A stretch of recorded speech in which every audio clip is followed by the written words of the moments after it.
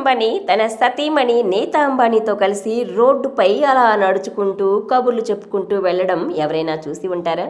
అంత తీరిక వారికి ఎక్కడ ఉంటుందని అనుకుంటారు. అది నిజమే. కానీ వారు ఇప్పుడు తీరిక చేసుకొని చిన్న చిన్న ఆనందాలను వెతుక్కుంటున్నారు.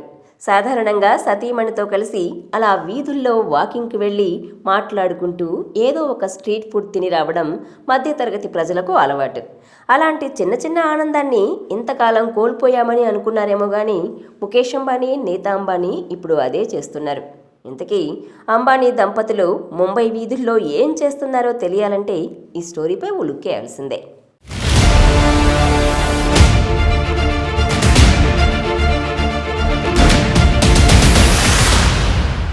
పెద్దగా సెక్యూరిటీ లేకుండా ముఖేష్, నీతా అంబానీ మాట్లాడుకుంటూ రోడ్డుపై వెళ్తున్న దృశ్యాలు సోషల్ మీడియాలో వైరల్ అయ్యాయి.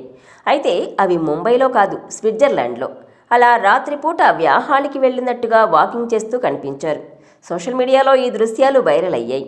నిజానికి అంబానీ కుటుంబం తమ సెలవుల్ని యూరోప్లో గడపడానికి ఎక్కువ ప్రాధాన్యమిస్తారు. తరచూ వారు స్విట్జర్లాండ్కు ప్రయాణిస్తుంటారు. అక్కడి అత్యంత లగ్జరీ రిసార్టుల్లో గడుపుతుంటారని చెప్తుంటారు. ముఖేష్ అంబానీ పెద్ద కుమారుడు Akash Ambani pre wedding celebrations కూడా స్విట్జర్లాండ్లోనే నిర్వహించారు.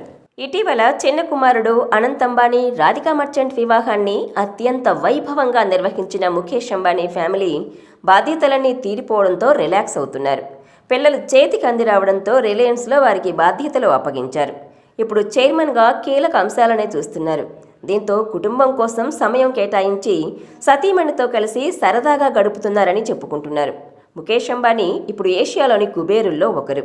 రిలయన్స్ కంపెనీని ఓ స్థాయికి తీసుకెళ్లడానికి ఆయన దశాబ్దాల పాటు రేయింబవళ్లు కష్టపడ్డారు. కంపెనీలను ఉన్నత స్థానంలో ఉంచారు. ఇప్పుడు రిలయన్స్తో పాటు జియో బ్రాండ్లు అతి విలువైన బ్రాండ్లుగా నిలిచాయి. అప్పులు లేని కార్పొరేట్ కంపెనీగా రిలయన్స్ మారింది.